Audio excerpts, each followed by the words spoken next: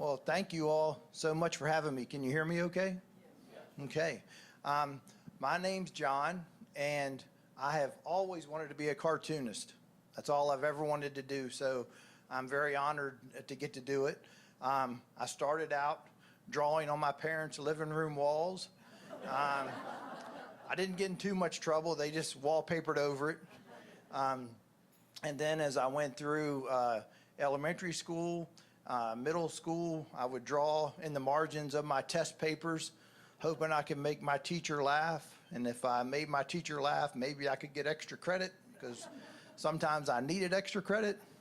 And then as I went on to high school and college, I continued drawing. I worked on the staff of the school newspapers, the yearbooks, things like that.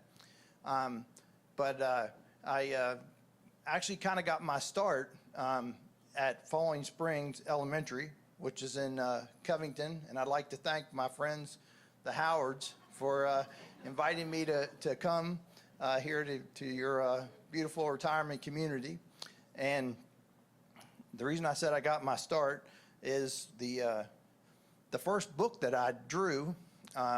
So I'll set up the scene. I was in 5th grade, and it was a rainy weekend, and I told my parents I was going to go up to my room and write a book. Well, they were probably glad to get me out of their hair for the weekend. So I worked on a book. I wrote and illustrated this book, Casey the Canine, and you can tell that I was a big fan of Snoopy because the dog looks a lot like a 5th grader's interpretation of Snoopy. But anyway, my parents, when I showed them the book, they must have liked it enough that they showed it to my 5th grade teacher. And my 5th grade teacher liked it enough that she showed it to the principal. And the two of them together decided that the school would publish the book. Pat has a copy of the book, actually, if anybody wants to see it. But anyway, this was back in the days of mimeograph machines. So I don't know if the book read well, but it smelled great. I mean, it smelled really good. But it actually was the first time that I can think of as a cartoonist that I made money as well, because the principal and the teacher set it up that I could have a book signing. I think it was after a PTA meeting. I don't remember for sure, but it was some kind of a book signing in the library. And I sold enough books that night to pay for my way to go to Boy Scout camp, Camp Shenandoah, which Jim was my scoutmaster. So that was neat. And it was the first time that I can think of that I made money as a cartoonist. But also, more importantly, I think as a young child that wanted to do something like that, be a cartoonist, be an artist, something a little unique, it showed if you get your parents' support, your teachers, and support of your community, it makes you think like, hey, maybe I really could do this one day. So anyway, after it's over, if you want to bug Pat and look at the book, you can. If not, just smell the book. You don't have to look at it. But I went to, when I graduated from high school, I went to James Madison University. There I worked as a cartoonist for the school newspaper. I drew editorial cartoons. I drew illustrations. Sadly, really the only editorial cartoon that I could find that I drew, also drew a comic strip too for the newspaper. This was the very last one I drew, so it's not the greatest, but it shows basically a lot of the presidents that I drew caricatures of during my high school and college years, along with some other folks too. When I was at James Madison, again, another example of when a teacher played an important role in my life. One of my art history professors was on the committee of something they had at JMU called Fine Arts Week. And that year they brought in a cartoonist for Fine Arts Week. And the cartoonist they brought in was Mike Peters, who draws the Mother Goose and Grimm comic strip, if you've ever seen that one. And then he's also a Pulitzer Prize winning editorial cartoonist. And so this was in the 80s, the mid 80s, maybe early 80s. So anyway, when she brought him in, I was a junior, I think, or senior, and since she was on the committee and she knew that I wanted to be a cartoonist, and again, there's not many cartoonists that professional cartoonists you can talk to as a student. There's just not many in your community. But so she set it up that night I got to go out to dinner with Mike Peters, meet Mike Peters, go out to dinner with him, and pick his brain about cartooning, and then show him some of my work. And afterwards, we got to hang out some, and it was just a great night for me to get to meet him, to get to meet a real cartoonist, kind of hear what he does, and we're friends to this day. So that picture is just a few years ago when we were at a meeting together in Philadelphia. But that again was another example where a teacher played an important part of my life.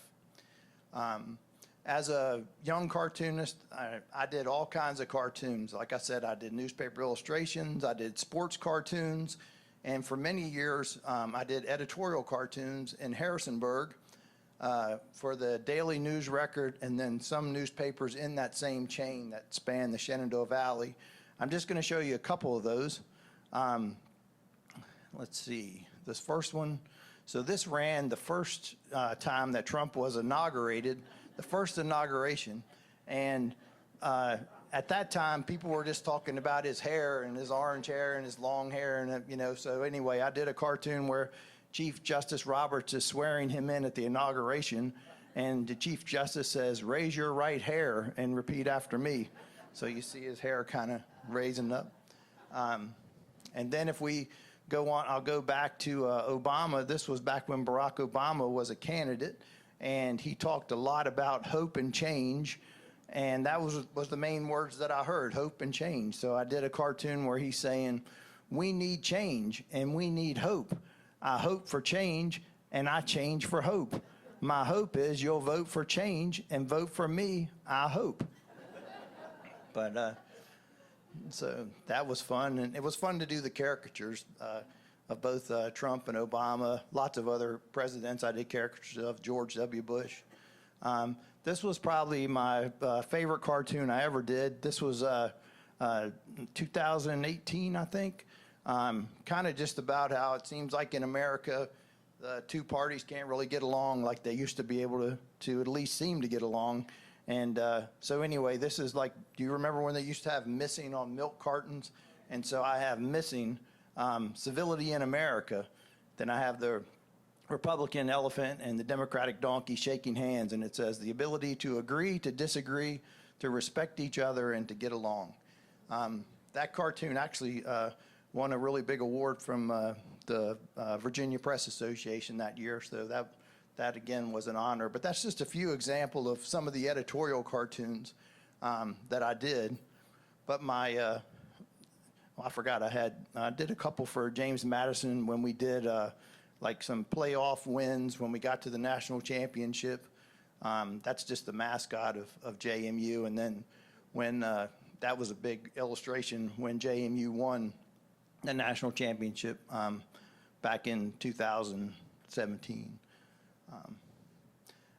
Now, I'm known mostly for doing the Snuffy Smith comic strip, but I've done so many other things. And for example, this is one of the first things that I had syndicated.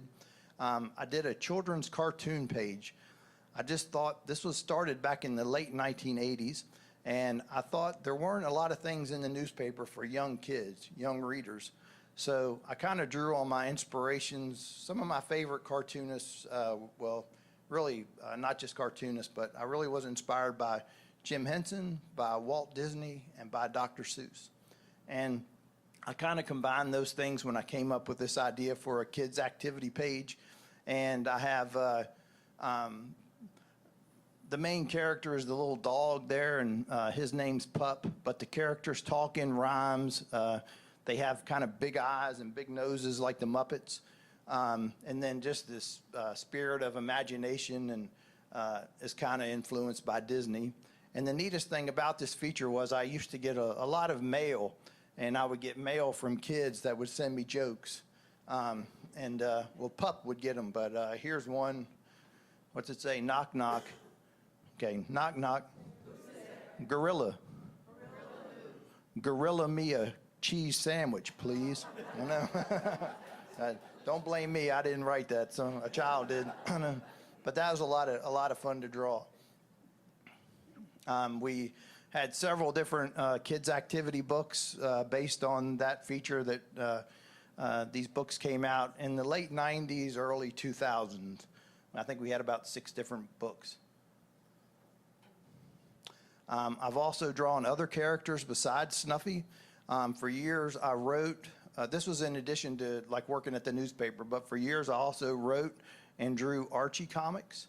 I drew, mostly I did writing, but I did a lot of the inking on the comic books and then also on the Archie comic strip. That was a lot of fun because, again, that was a comic that I'd grown up reading, so it was neat to be able to work on these characters too. So I did that for about 4 years or so. But again, now we'll get into my career as a Barney Google and Snuffy Smith cartoonist. And like I said, you know, I've drawn sports cartoons, comic books, editorial cartoons, but really my true love has always been wanting to be a comic strip cartoonist. So it's such a joy to get to work on this strip every day. I'll tell you a little story about how I got involved with the Snuffy Smith comic strip. So in the early 1990s, I joined the National Cartoonist Society, which is a national organization of cartoonists. And there's hundreds of members. A lot of them are syndicated cartoonists and editorial cartoonists or book illustrators, a lot of different careers. But having that connection with other cartoonists proved to be worthwhile. I'd gone to a meeting. We have annual meetings, and I'd gone to a meeting, and I met a cartoonist, a fellow editorial cartoonist at the time, who told me he was also working as an assistant on the Blondie comic strip. And I didn't know that cartoonists, comic strip cartoonists used assistants. And I thought about that after talking with him, and I thought, well, maybe that's a way that I could, you know, make my way into the comic strip business.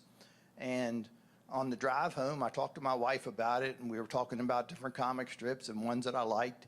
And the first one that I thought of was Barney Google and Snuffy Smith. I know most people just refer to it as Snuffy Smith. And I remember I have distinct memories of opening up the newspaper on my grandmother's floor in Covington, Virginia, just laying on the ground on my stomach and reading the comics, and that was one that I read. And I just felt like maybe I could capture those characters and draw in the right style. And so even though I did not know Fred Laswell, this is Fred Laswell in the picture, he was the cartoonist, the longtime cartoonist of the comic strip. And I didn't know him, but because I was in the Cartoonist Society, I had access to his address. So after that weekend at the meeting, I came home, I drew up some samples. I did a sample Sunday comic strip. I did some character sketches, and then I just put that in an envelope with some of my other things that I'd done, probably newspaper illustrations, maybe that kid's book, some of those books. And I just put it in the mail and sent it to Fred Laswell. And Fred was huge in our business. He was, everybody knew Fred, everybody loved him, and he was very popular, pretty much of an icon, I guess you'd say. So when I sent that off to him, as a cartoonist, you get a lot of rejection. You know, you send stuff out, either you don't hear back or people say, you know, thanks, but no thanks. So I didn't know if I'd hear back from Fred at all.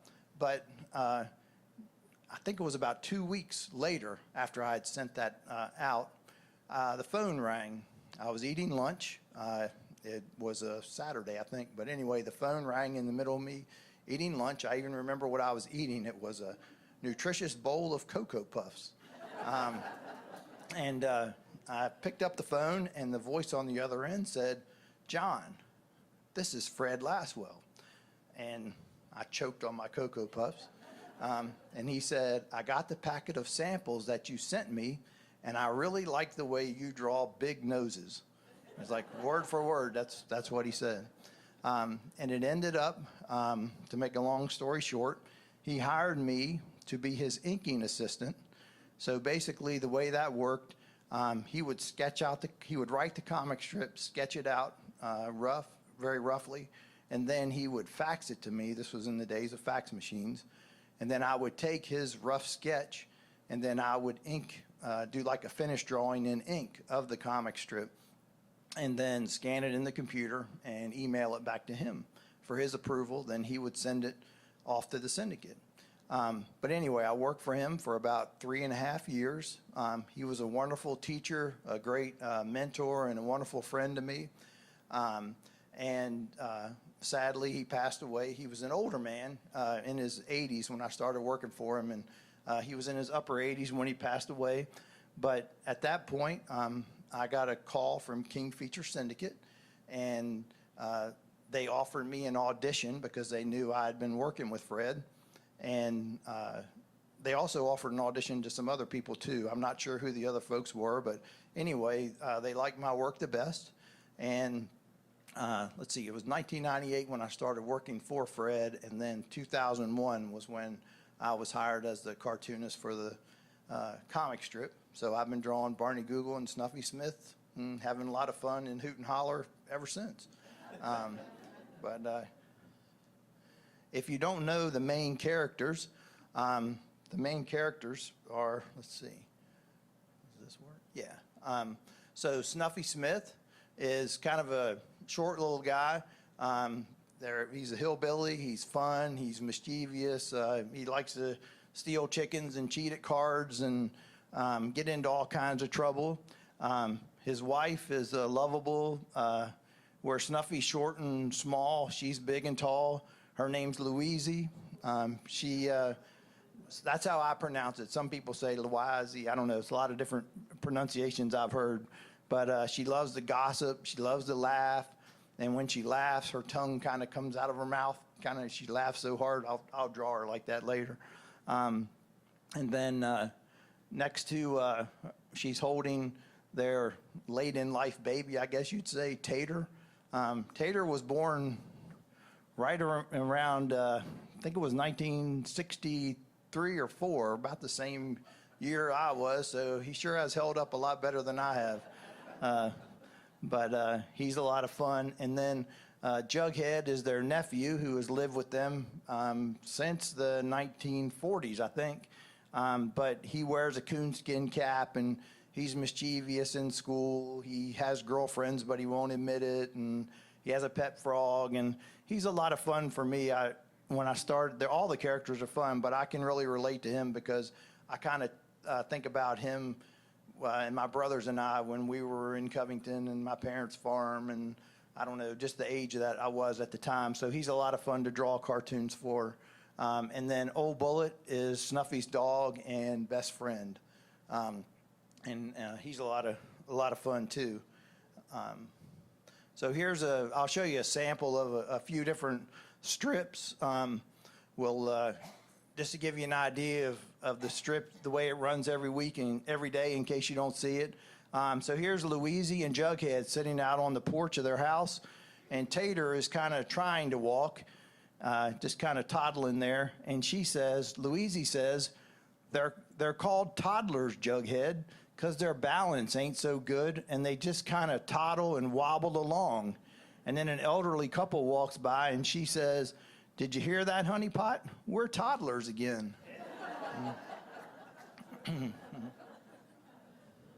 A lot of people just come up and visit Snuffy, even though he lives high up in the mountains.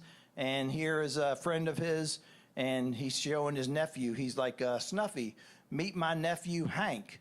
He's studying law at Penn State." And Snuffy says, "Ain't that a coincidence?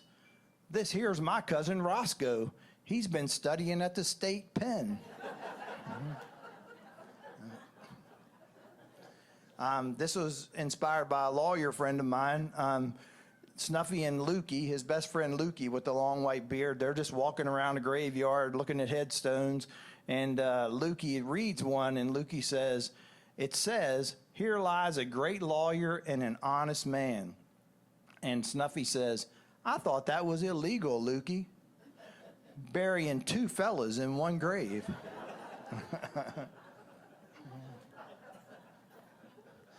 Again, somebody that's just kind of random comes up the mountains to see Snuffy Smith, and you can tell this guy's kind of official. He's got some badges, and he knocks on the door, and he meets Snuffy at the door, and he says, "Howdy, Smith. I'm Elmo Tate. I work for alcohol, tobacco, and firearms." And Snuffy says, "Good for you, young fella. The first step is admitting you got a problem." Now, the fun thing, a lot of people ask me, you might notice that they talk in a pretty strong dialect.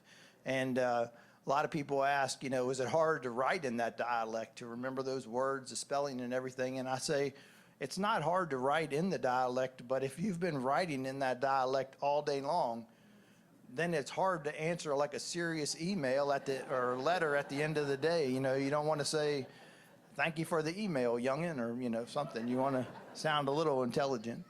Your spell check. Yeah, wouldn't work, does it? I know. I think I broke spell check a few times, probably. Got spell check in that, right? So here they are hunting, Lukey and Snuffy says, "Dang, Lukey, those dad-burned possums are getting smarter. They're using skunks for bodyguards." You can see the possum kind of stuck in the middle of all the skunks. Let's see. This is kind of fun. So some city folks, which they call, if anybody visits Hoot and Holler from the city, they call them flatland touristers. That's what they're called. And so Snuffy's talking to Lukey, and he says, "Some flatland tourister gals were looking for an exercise class while they were here, so our wives obliged." So Louise and Elvini have them churning butter and saying, "That's it, ladies, churn, churn, feel the burn." So they're getting their exercise. That was fun to draw. Like I said, I used to do political cartoons. As a comic strip, Snuffy doesn't really ever get political, except he probably doesn't like any politician. But this is about as political as he ever gets. Louise is known as a very good cook. And here, Lukey and Snuffy are reading the newspaper. And Lukey says, "So, Snuffy, do you consider yourself a right-winger or a left-winger?" And Snuffy says, "Neither, Lukey. I'm a thigh and drumstick man." That's one thing I changed when I started drawing the comic strip in 2001. I made the characters literate. It used to be that they couldn't read, but I kind of changed that so now they read. It gives more opportunities for gags. I'll have them get mad at things they read in the newspaper. I think Lukey's written a letter to the editor or two or something, but that's one minor change I made. I love doing comics. I guess as a kid, I really loved the Christmas specials that came on TV. And I love when comic strip cartoonists also would draw a Christmas theme for about a week or two, you know, storyline.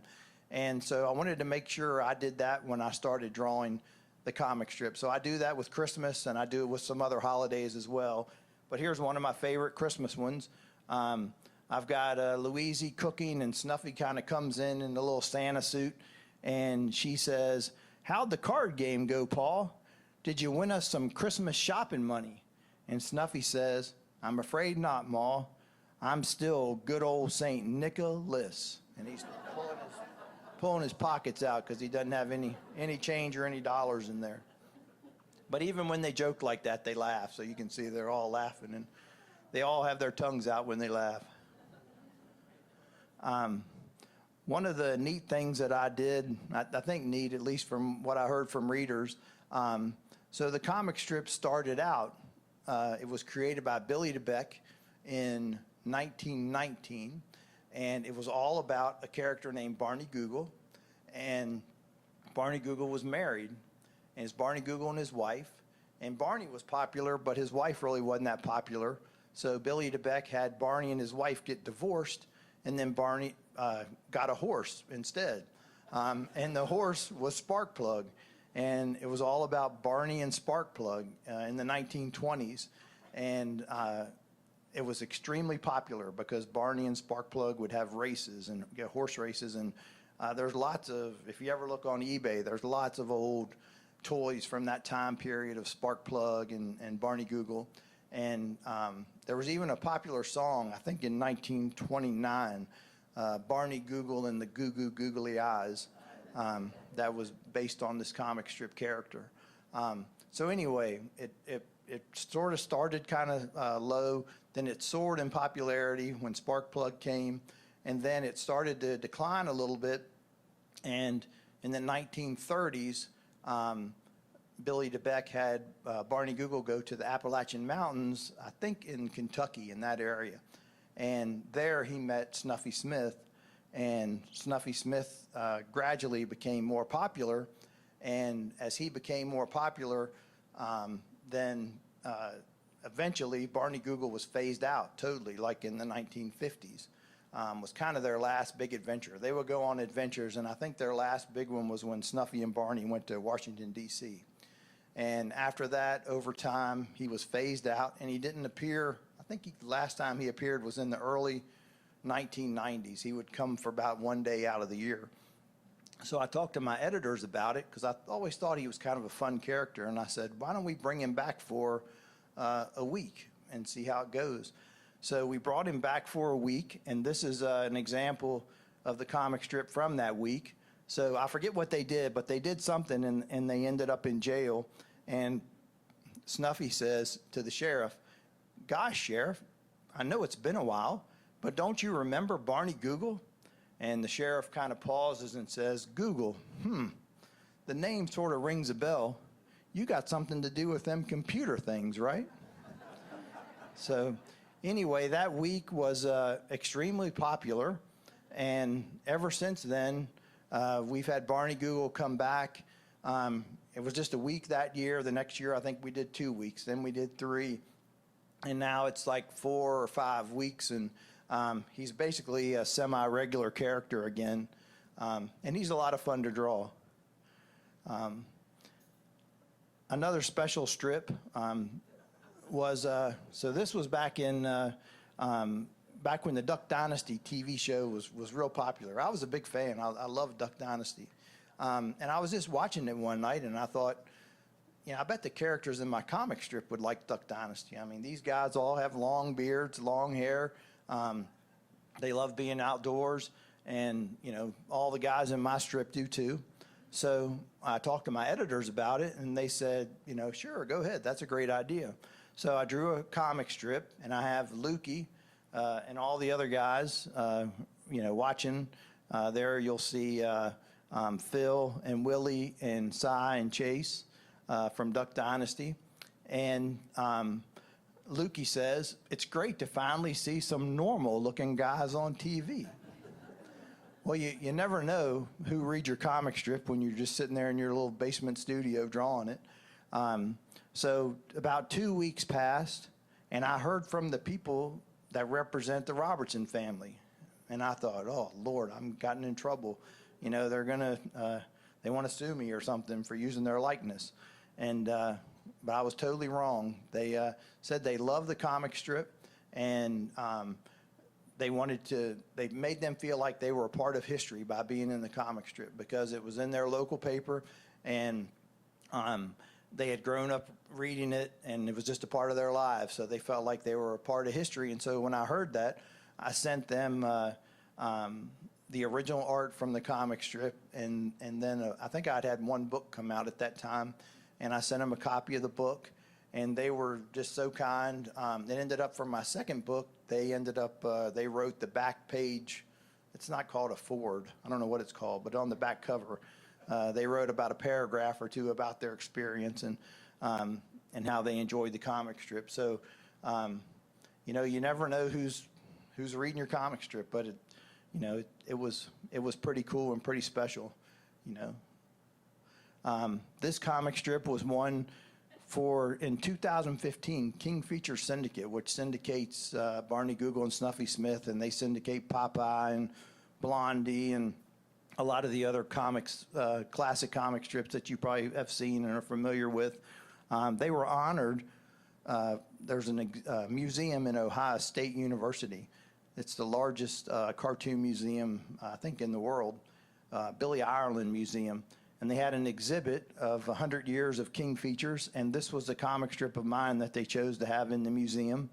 So I have some wanted posters. Snuffy and Lukey are looking at wanted posters.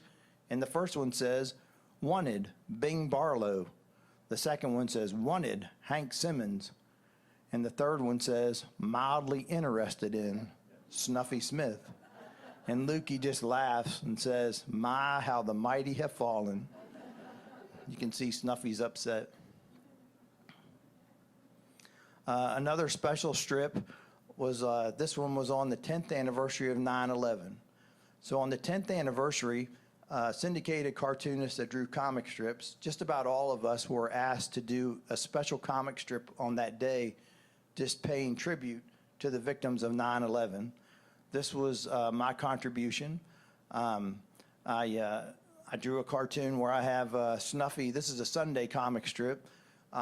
Snuffy's reading the newspaper, Hoot and Holler Gazette, the 10th anniversary of 9/11, and he and Jughead have a little tear in their eye. And I have Snuffy and Jughead walking along by a pond, and Snuffy says, "It's deeper than Old Man Dowdy's pond, bigger than the giant rock on top of Mount Tippy Top. It tugs on you stronger than a big bass on your fishing pole, and it lasts longer than forever." And Jughead says, "What is it, Uncle Snuffy?"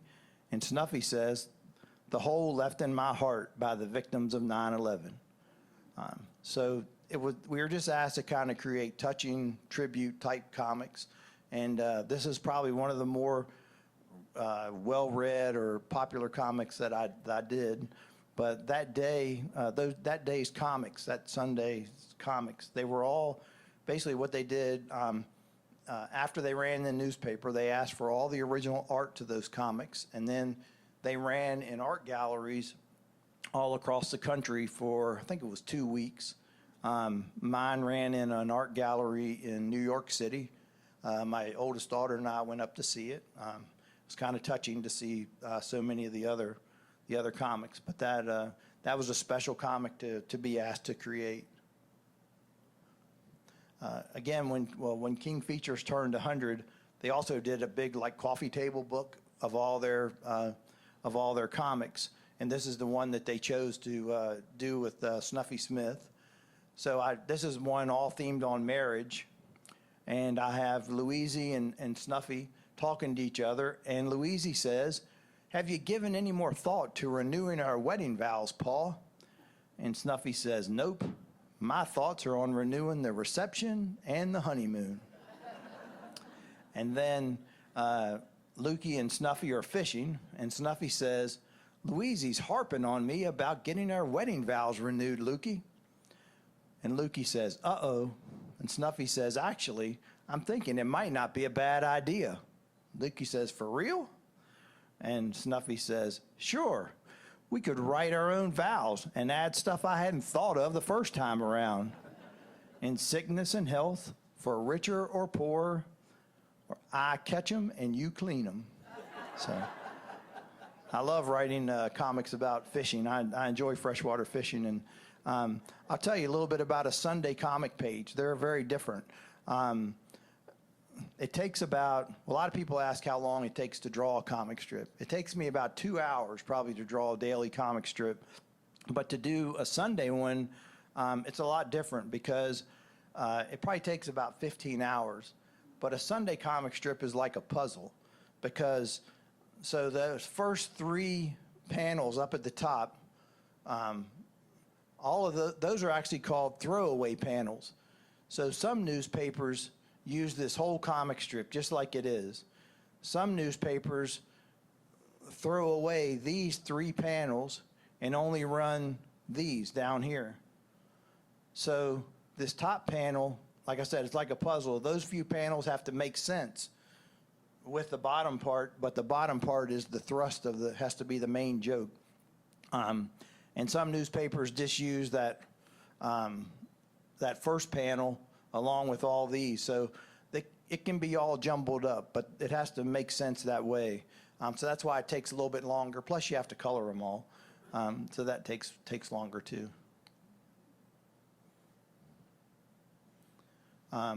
Here's a special one. This actually ran, again, in that museum. They chose this in a special exhibit they had, I think it was 2 years ago, where they honored the most famous comic and cartoon dogs. And they chose Snuffy's dog, Old Bullet, as one of them. So they used this comic strip, the original art for this one. So I've got Snuffy, and a little girl walks by, and Snuffy and Old Bullet are sitting there, and she's holding her little dog. And Snuffy says, "Old Bullet, you may not be much of a lap dog, but you're a great nap dog," because they both fall asleep. And then Snuffy's talking to Bullet, and he says, "You're a hound dog, Old Bullet. You know what that means? It means you're part hunting dog, part water dog, part watchdog, and you're all my best friend." So that was fun to do. Like I mentioned, I've been honored to have a few Snuffy Smith books published over the years. The first one was the one on the right, The Bodacious Best of Snuffy Smith. And then the second was Balls of Fire, more Snuffy Smith comics. And then the third was that came out in 2018, and that's Snuffy Smith in his Sunday Best. It's an honor to have books. I have a few of those Sunday Best ones with me. And then we also did a comic. This was back in 2015. I did a comic strip. A comic book story on Jughead Smith. Back in the 1960s and 70s, Snuffy Smith had his own line of Charlton comics. He had his own book that came out once a month. And so this comic strip, comic book magazine asked me to create a 10-page story. So that was kind of fun to get to do that and do a story that was longer than the one I'm used to getting to do, stepping out of just 2 or 3 panels every day to be able to have 10 pages to write a little story about the characters. We've also done some Christmas cards. I did a line of Christmas cards. And then one of the most fun things that we've done is every year since I've been working on the comic strip, we've also, for the last, it's even been more than when I've been working on it, for at least 30 years or more, our comic strip is very popular in other countries. It runs in lots of different languages, and it's very popular in Norway. And in Norway, every year in late November, just in time for Christmas, we come out with a Christmas comic book. It's called, in Norway, he's called Snuffy Smith. They do it this way, or sometimes they put it in a digest form where it's a thicker book, and it has Popeye and Hagar the Horrible in there too with Snuffy Smith. But I get to work on that every year. It's just neat to be able to know that your comic is, going into lots of different countries, and it's worldwide. Well, I'll save that for later, but I'll have questions up at the end. But first, would you like me to draw some of the characters for you? Okay, I can do that. I'm going to scoot this to the center.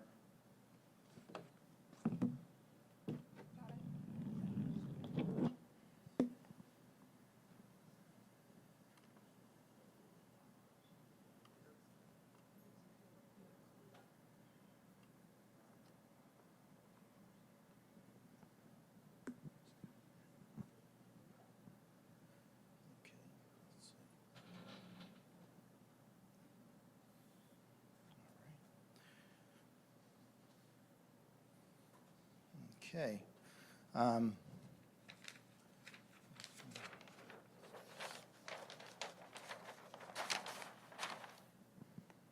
let's see. Okay, so we'll start off. I'll draw Snuffy Smith.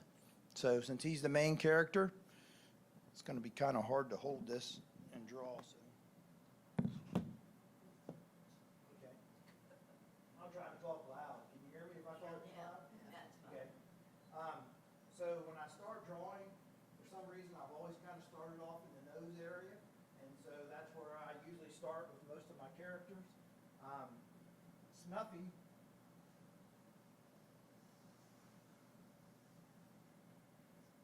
kind of has like a round, bulbous W.C. Fields type nose. then his head is kind of an egg shape.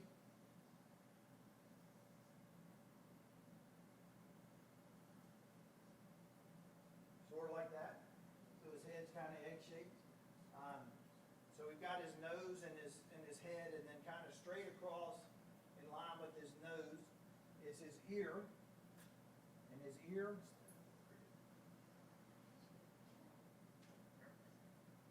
is kind of shaped like a number 9, just like that. And then his eyes, well, he likes to sleep a lot, so we'll draw his eye closed, kind of like that. And then he has eyebrows above his closed eyes, so we'll just kind of do some upside down letter U's.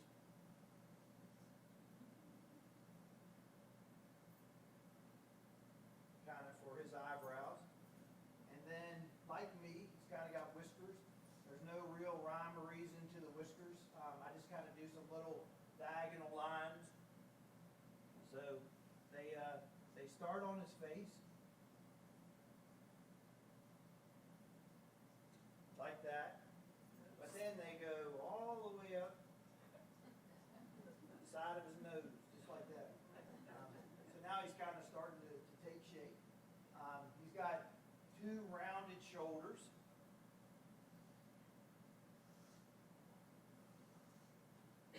And then one thing I rarely had to draw in the comic strip are men's belts, because all the men in Hoot and Holler wear suspenders.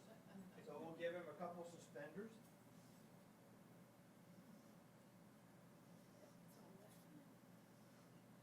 And we'll give him one button, one round button right in the center. And then his shirt is black, so we'll fill that in. Just kind of shade it in a little bit since this is a sketch. And I'm going to leave all these sketches with Teresa. So if you all want to look at them later, you can. So anyway, so that's his shirt. So basically, if you saw Snuffy inside, like in the house, this is kind of what he would look like. But one of the main characteristics of Snuffy is this big hat that he wears. So he wears this big floppy hillbilly hat. So let me draw that. I kind of draw that, I start with the bill.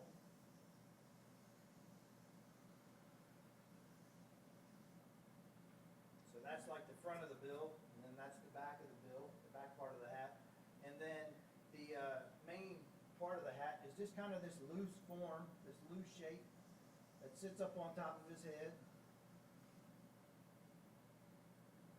And it looks kind of like that. And then like his shirt, we're going to fill it in. We're going to shade it in. So just shade it in a little bit.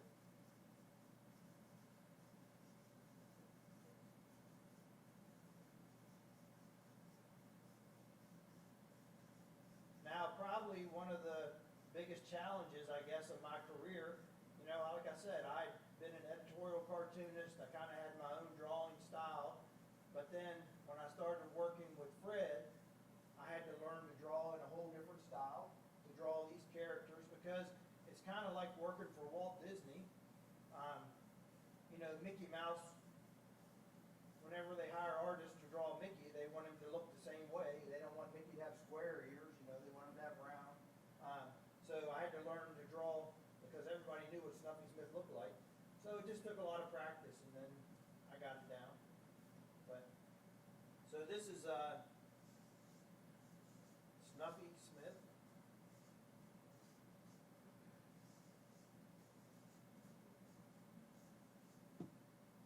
Okay, so that's Snuffy. That's how he looks. Next, let's see. Thank you.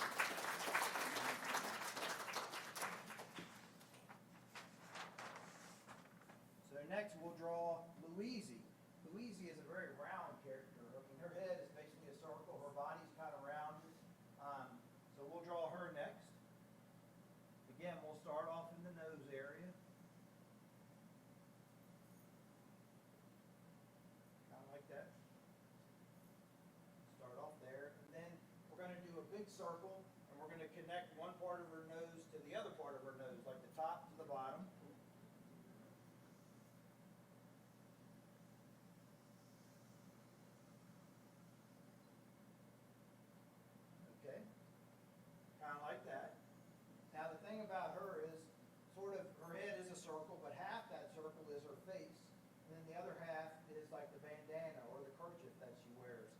So we'll start off by drawing her face. So we're going to give her like a little dark oval for an eye. So that's her eye. And then her eyebrows are just like Snuffy's. They're just big, like upside down, letter U's. So we'll do that. Give her a couple of them. And then, so now we'll give her a mouth. And her mouth is down here. And like I said, she's very expressive. She loves to talk and laugh. And when she gets laughing, her tongue kind of starts hanging out of her mouth. She's laughing so hard. Or she's gossiping sometimes. When she's gossiping so fast, it hangs out of her mouth. So kind of like that. We'll give her like a little dimple. And then the other half is the big, the bandana. So we're going to just do a half like this.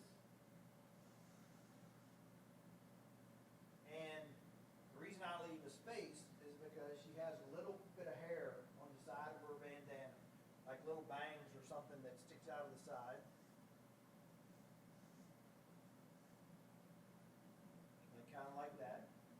And then her bandana is dark, so we'll just shade it in dark.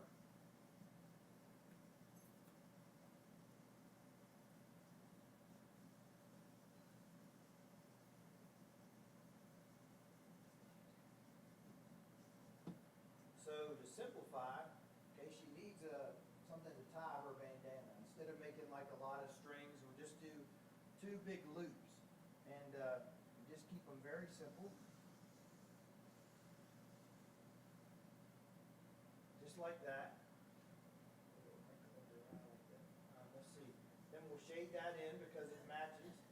Now back in the 60s and 70s, her kerchief, or whatever you want to call this bandana, used to have lots of flowers or designs or patterns in it.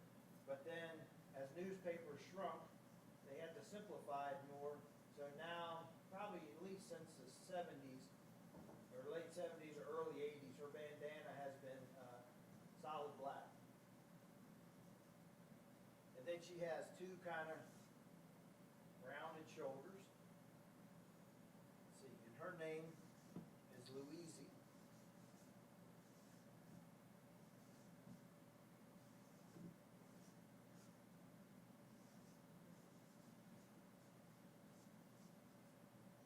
Like that. So that's how Louise looks in a quick sketch.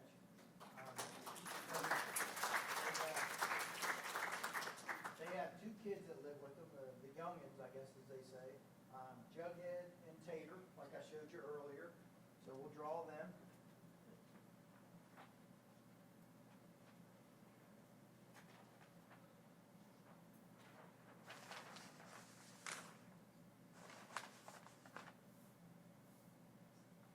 I'll start with Jughead.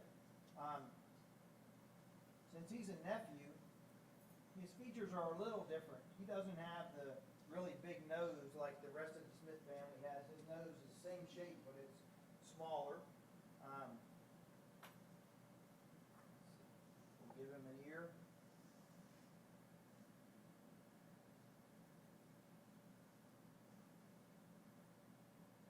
An ear and an eye, kind of like the Smiths have. And then let's give him a mouth like he's talking.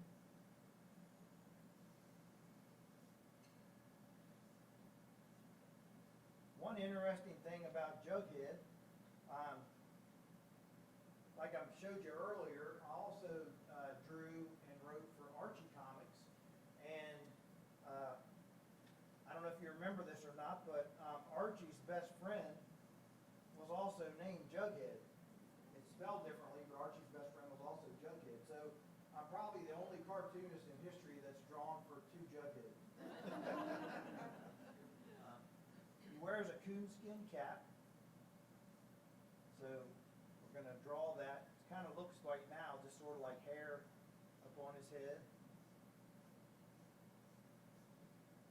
So kind of like that.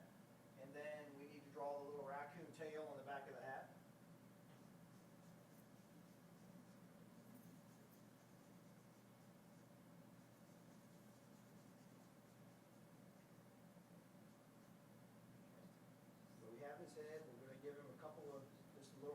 shoulders like that.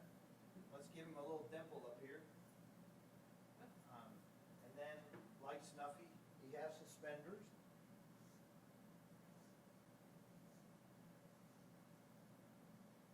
And his shirt is also dark, so we'll shade that in.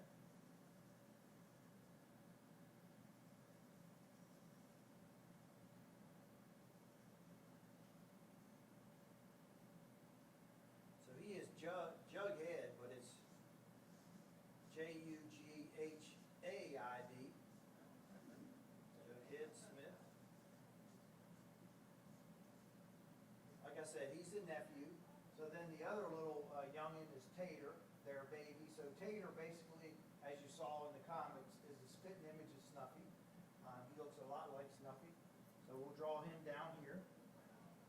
He's got a big nose,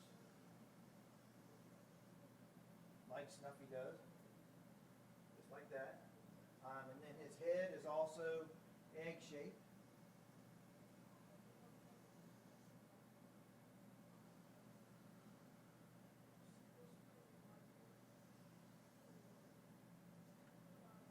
Like that.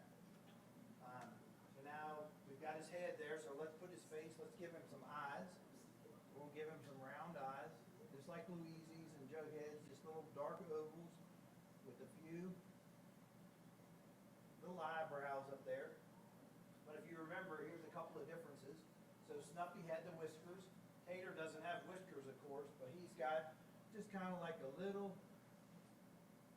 sort of like a little gentle smile, kind of like that.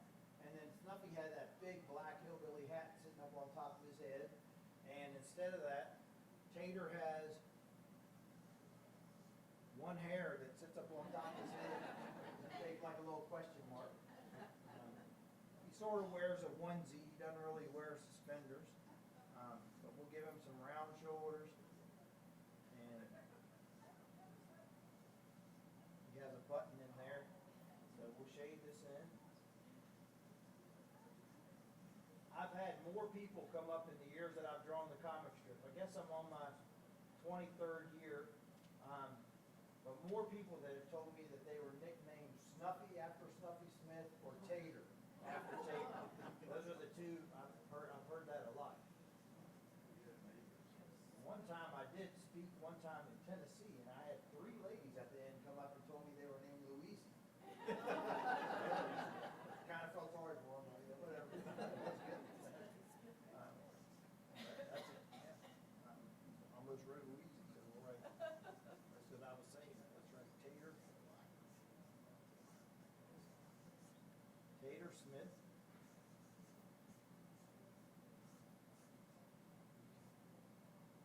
So that's all the main characters in the comic strip. If you guys have questions, I'd love to answer questions.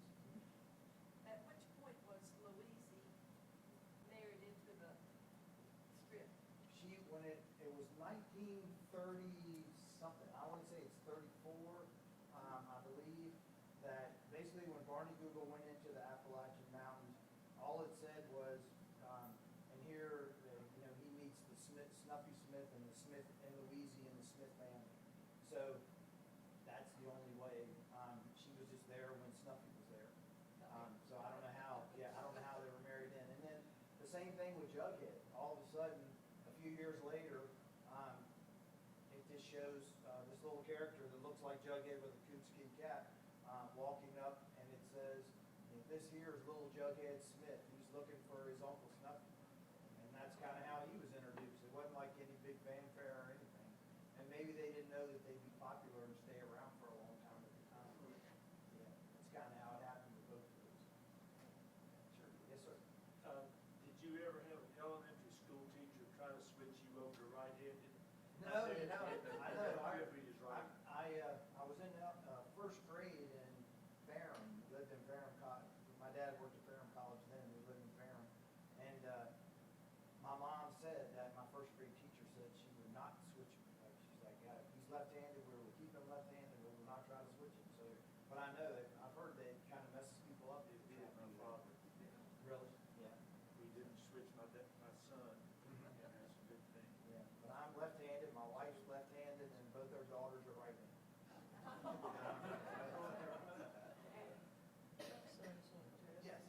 Several years ago, there was a human interest writer for the Roanoke Times called Ben Beagle, and he used to work out of his kitchen.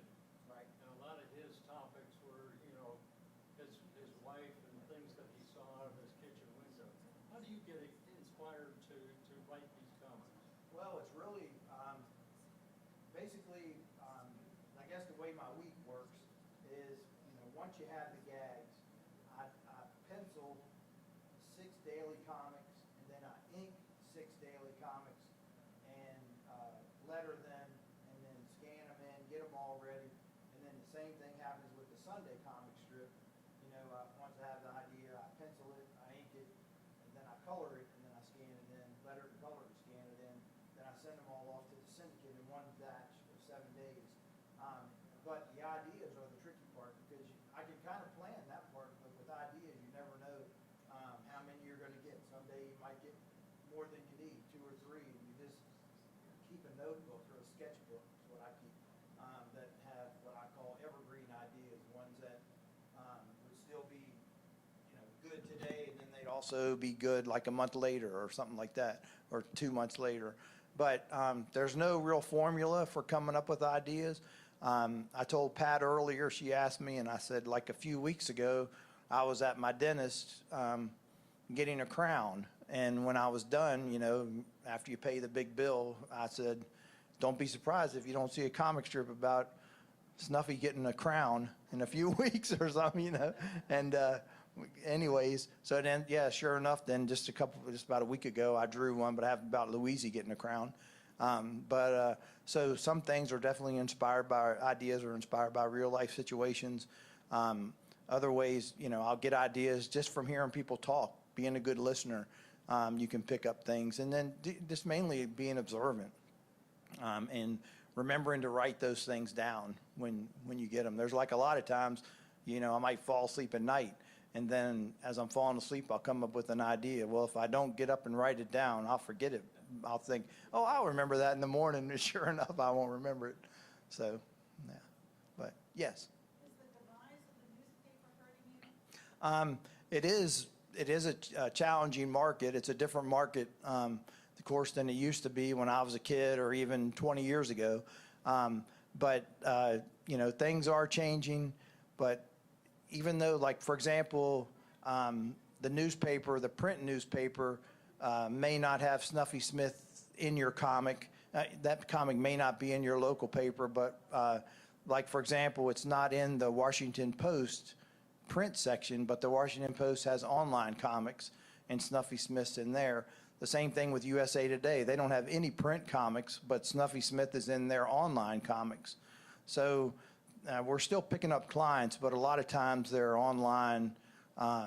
And thankfully, we have a large number of clients. We're in hundreds of clients all around the world. So I'm thankful for that. But you're right, the landscape is changing. And I guess all I can hope is whatever platform is popular at the time, that comics will always be a part of it. I hope. That's my hope. But,